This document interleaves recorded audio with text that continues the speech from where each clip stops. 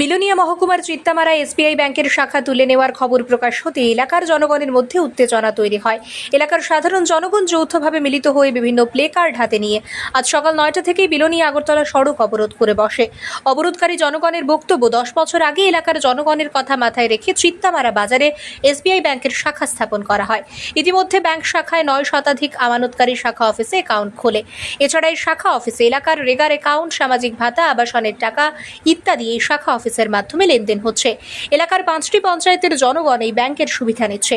এলাকার জনগণ জানতে পেরেছে এই ব্যাংক শাখা অদৃশ্য হাতের ছোঁয়ায় বীরচন্দ্র মনুতে স্থানান্তর করার সিদ্ধান্ত নেওয়া হয়েছে।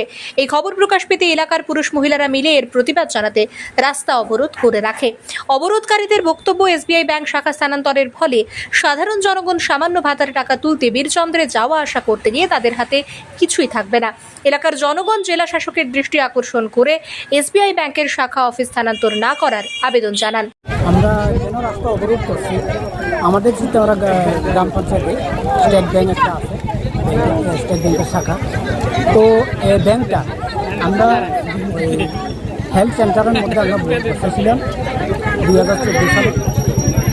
তো এখন হেলথ সেন্টারটা হেলথ লয়া যায়।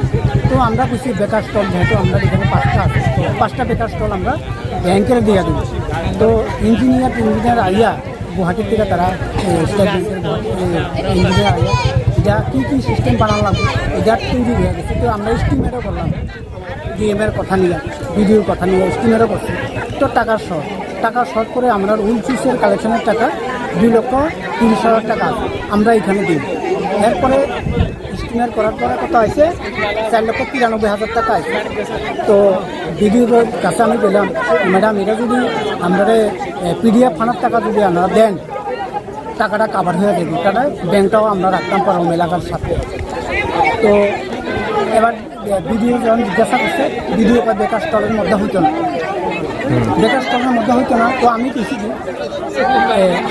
হুকুম ধরে না, আগে ডিএম থাকতে এটা অর্ডার দিয়ে গেছে, স্টিমারও বানাইছে, ডিএম আইসে আর দিতে আসে না। তো ব্যাংক যাইব গা, তো ব্যাংক কিন্তু আমরা জায়গায় দিয়ে পারতাম না। কিন্তু এলাকার মধ্যে আমরা গরিব শ্রেণী বেশি, আমাদের গাঁও সভার মধ্যে 847 জব কার্ড আছে, ভাতা প্রাপক তো বহুত আছে। এখান থেকে যদি তুলে নেওয়া যায়, অটো ভাড়া লাগবে কত, 500 টাকা। আমরা ভাতা পাই কত, 2,000 টাকা। 500 টাকা গেলে তাহলে আমরা কত পাবো, 1,500 টাকা। তাহলে 2,000 টাকা ভাতা দিলে কী লাভ? এর লেগে বেশি এই ডিএম কেন আমাদেরকে জনগণের স্বার্থে, এলাকার স্বার্থে ব্যাংক একটা ঘর তৈরি করে দেওয়ার কেন দিতে আসে না? এর বিরুদ্ধে আজকে রাস্তা অবরোধ আমরা করতেছি। তো আরেকটা সিএমের কাছে আমরা আকর্ষণ করছি, আমাদের যেন ব্যাংকটা চিত্তামারা গাঁও সভার থাকে। চিত্তামারা ব্যাংকটা 5টা জিপি লই চলে, উত্তর ভারত, পশ্চিম পাইখলা, চিত্তামারা, পূর্ব কলাবাড়ি, 5টা জিপি এখানে চলে, ভাগটা আছে। তো এর লেগে আমরা সঠিক বিচার পাওয়ার জন্য সিএমের কাছে, এই ডিএমের বিরুদ্ধে সঠিক বিচার পাওয়ার জন্য আমরা আবেদন করছি সিএমের কাছে, ব্যাংকটা যেহেতু যেন থাকে। ব্যুরো রিপোর্ট, সত্যের খোঁজে 24 ঘন্টা।